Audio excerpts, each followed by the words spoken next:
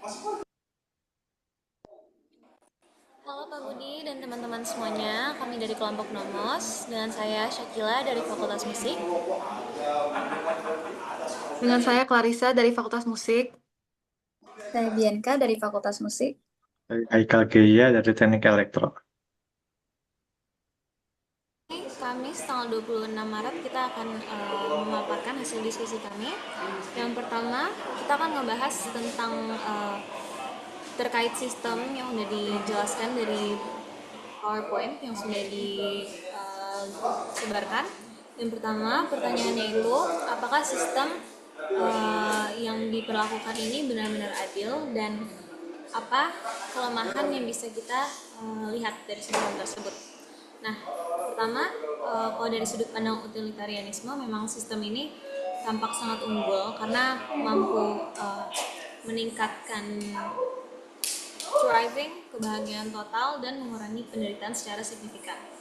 Namun, keadilan juga tidak bisa direduksi karena hanya ada di hasil akhir. Jadi dalam filsafat moral, keadilan juga menyangkut penghormatan terhadap hak individu, kesetaraan, dan proses yang adil. Terus saya juga akan membahas dari beberapa perspektif filosofis, yaitu dari perspektif deontologi. Sistem ini yang dianut itu berpotensi tidak adil karena bisa mengorbankan hak narapidana demi kepentingan mayoritas. Terus kalau dari perspektif keadilan distributif, sistem ini juga memiliki kelemahan karena tidak semua individu berada dalam kondisi yang sama. Perlakuan yang seragam justru bisa menghasilkan ketidakadilan jika tidak mempertimbangkan keadaan latar belakang dan juga level atau tingkat kesalahan. Dengan begitu, meskipun sistem yang diperlakukan itu cukup efektif dalam kerangka utilitarian, tapi sistem ini belum tentu adil secara menyeluruh karena keadilan yang sejati menuntut keseimbangan antara hasil yang baik, penghormatan terhadap hak individu, serta proses yang adil bagi semua pihak. Dan terkait pertanyaan ini akan dilanjut dengan Haikal untuk menjelaskan.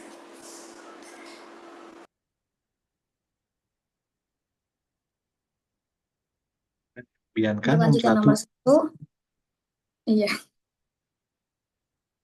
nomor satu, sistem ini memang terlihat adil jika dilihat dari sudut pandang utilitarianisme, karena mampu menghasilkan kebahagiaan dan meminimalkan penderitaan bagi semua pihak. Tapi jika ditelaah lebih dalam, sistem ini sulit disebut benar-benar adil, karena keadilan tidak hanya berkaitan dengan hasil akhir, tapi juga menyangkut realitas moral yang sungguh terjadi. Kritik dari Robert Nozick melalui gagasan experience machine menegaskan bahwa manusia tidak hanya menghargai pengalaman subjektif, melainkan juga kebenaran dan kenyataan itu sendiri. Dalam sistem ini, narapidana tidak benar-benar menjalani hukuman atau menebus kesalahan secara nyata, sementara korban juga tidak mengalami keadilan yang sungguh terjadi di dunia nyata, melainkan hanya simulasi psikologis. Akibatnya, relasi moral seperti tanggung jawab, penyesalan, dan pengampunan menjadi tidak autentik. Kelemahan utama sistem ini terletak pada hilangnya akuntabilitas nyata karena pelaku tidak benar-benar menghadapi konsekuensi dari tindakannya. Sehingga keadilan yang dihasilkan cenderung bersifat semu atau ilusif, bukan keadilan yang substantif. Oke, untuk menjawab nomor dua, bagaimana kita untuk membuktikan bahwa sistem ini menunjukkan kelemahan utilitarianisme. Nah, dalam teks ini disebutkan bahwa sistem ini secara utilitarian sebaiknya diwajibkan karena mampu meningkatkan kebahagiaan total dan mengurangi penderitaan. Namun, justru dari kasus ini dapat dilihat kelemahan dari dasar tersebut. Pertama, dengan mengabaikan nilai kebenaran dalam sistem ini, semua pihak merasa bahagia, tetapi kebahagiaan tersebut didasarkan pada simulasi yang tidak nyata.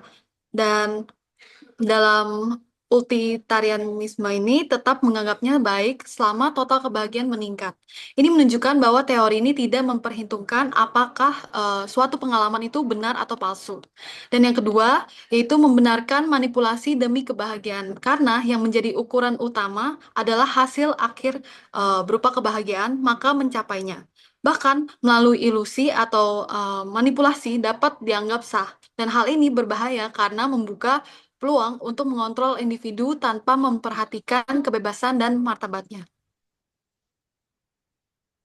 Oke, saya lanjutkan. Yang ketiga, utilitarianisme tidak cukup memperhatikan keadilan individual. Dalam sistem ini, pelaku tidak benar-benar bertanggung jawab secara nyata, dan korban tidak benar-benar mengalami pemulihan yang sesungguhnya. Namun,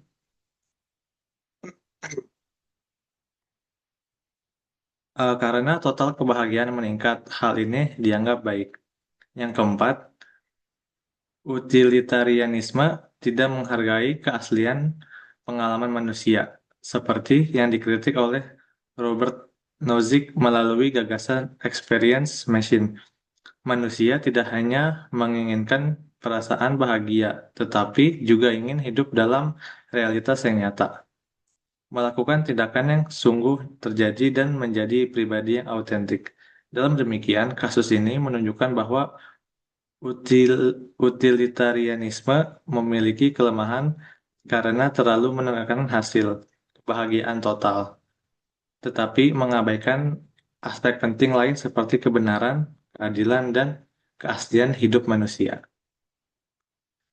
Sekian dari kelompok kami. Terima kasih.